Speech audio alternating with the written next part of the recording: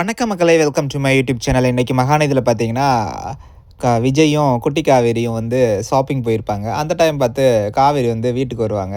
விஜயோட வீட்டுக்கு வந்து அவங்க தாத்தா தனியா இருப்பாரு. வந்துட்டு, "நான் ஒரு விஷயம் பண்ண போறேன். உங்க பேரனுக்கு வந்து பொண்ணு பார்க்கலாமா?" அப்படின்னு சொல்லிட்டு, அவர் ஷாக் ஆயிருவாரு. "ஏம்மா அவன் வீட்டுக்காரம்மா, அவன் ஹஸ்பண்டும்மா, அவனுக்கே நீ பொண்ணு பார்க்குறியே?" அப்படிங்கிற மாரி இருந்தது. ஸோ மேட்ரிமோனிலாம் கிரியேட் பண்ணி வச்சிருந்தாங்க. கிரியேட் பண்ணிட்டு கண்டிப்பா உங்க வீட்ல வந்து ஒரு நல்ல விஷயம் நடக்கும்.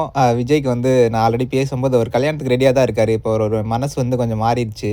ஸோ அவர் கல்யாணம் பண்ணி வச்சிடலாம் அப்படின்னு சொல்லிட்டு மேட்ரிமோனிலாம் கிரியேட் பண்ணி வச்சிருந்தாங்க. ஸோ அந்த டைம் பார்த்து அங்கேருந்து காவேரியும் விஜயும், குட்டி காவேரியும் வந்துருவாங்க. "என்ன மிஸ் இங்க இருக்கீங்க?" அப்படின்னு சொன்னதுக்கப்புறம், "இல்ல தாத்தா தனியா இருப்பார்ல, அதான் வந்து பேசிட்டு அவருக்கு துணைக்கு இருந்துட்டு போலான்னு வந்தேன்" அப்படின்னு சொல்லிட்டு காவேரி போயிடுவாங்க.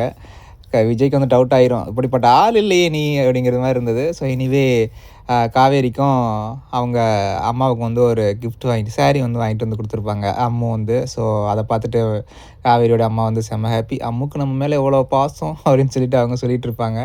ஸோ எனிவே அதுக்கப்புறம் தாத்தா வந்து விஜய்ட்ட சொல்லிருவாரு, "இந்த மாரி மேட்ரிமோனில உனக்கு ஐடி கிரியேட் பண்ணியிருக்காப்பா" அப்படின்னு சொல்லிட்டு. யாராவது பொண்டாட்டியே தன் கணவனுக்கு வந்து மேட்ரிமோனில ப்ரொஃபைல் கிரியேட் பண்ணி பொண்ணு தேடுற கொடுமை எங்கேயாவது நடக்குமா? இங்க தான் நடக்குது. எப்பதான் அவ திருந்த போறான்னு தெரியலையே! அப்படின்னு சொல்லிட்டு விஜய் வந்து ரொம்ப ஃபீல் பண்ணிட்டு இருப்பாரு. ஸோ எனிவே விஜய பார்க்க பாவமா தான் இருக்கு. என்ன நடக்க போகுதுன்னு தெரியல. ஸோ எனிவே காவேரிக்கு வந்து விஜய் மேல கொஞ்சம் கருணை வந்திருக்கு. கல்யாணம்லாம் பண்ணி வைக்கலாம் அப்படின்னு சொல்லிட்டு. ஸோ நம்மளே கல்யாணம் பண்ணிக்கலாமே அப்படிங்கிற இது எப்போ வரும்னு தெரியல பார்ப்போம்.